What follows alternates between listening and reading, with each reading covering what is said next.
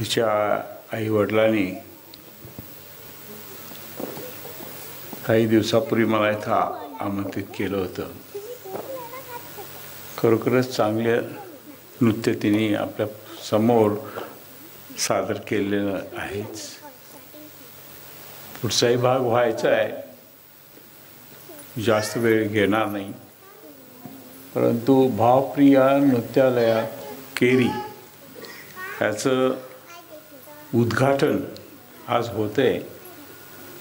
खरोखरच आनंद होतो की आपल्या ह्या 70च्या भागामध्ये अशी या संस्था, त्याच्यामुळं जी आपली जुनी संस्कृती नृत्य गायन हे शिक्षणाबरोबर येतं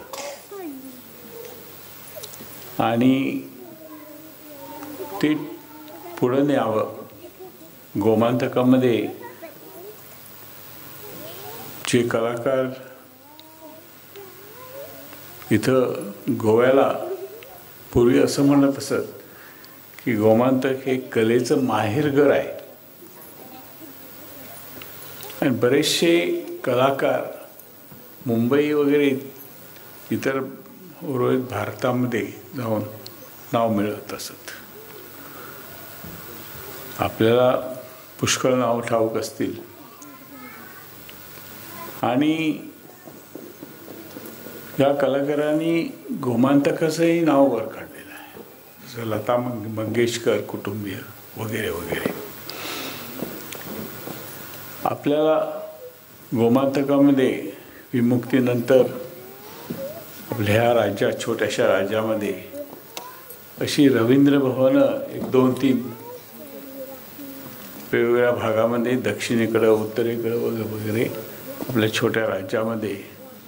त्याच्यामुळे ह्याचा फायदा खरोखरच असा झाला पाहिजे की स्थानिक कलाकार निपजले पाहिजेत. आणि आज आपल्याला दिसतं अंकितासारखी केरीची मुलगी आपल्यासमोर सुंदर नृत्य सादर करते. जास्त लांबलचक भाषण करणार नाही. आम्ही राजकारणी लोक एकदा माईक मिळाला की बोलतच राहतो. तेव्हा आम्ही पण तुमच्यासारखाच तर ती जे नृत्य सादर करते आहे ते पाहण्यासाठी आलेलो. तिला मी माझ्यातर्फे, माझ्या कुटुंबियातर्फे सर्वांना तिला आमच्या केरी गावची तिला शुभेच्छा व्यक्त करतो. असेच कलाकार आपल्या ह्या 70च्या भागामधून निपजले पाहिजेत. मी तुला शुभेच्छा देतो आणि अजूनही मोठे व्हा, चांगली नृत्यांगना व्हा आणि आपल्या सर्व भारतामध्ये नाव मिळवा. मी शुभेच्छा देतो तिला.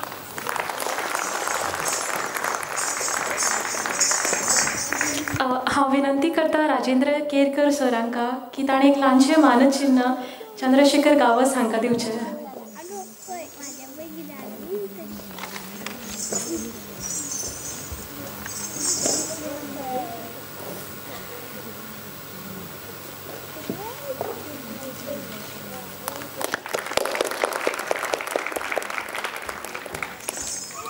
देव बरें करूं सर.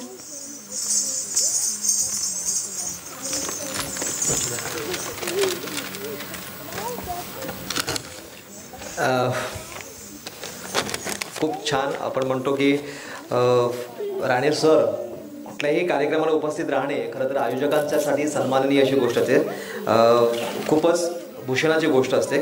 आणि तुमचे आशीर्वाद मिळाल्यावरती नक्कीच अंकितासाठी ही स्फूर्ती ठरणार आहे.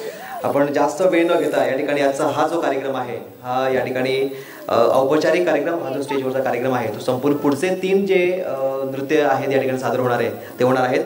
मी सर्व सन्माननीय पाहुण्यांना विनंती करतो की त्यांनी पुढे जाऊन या पुढच्या कार्यक्रमाचा आस्वाद घ्यावा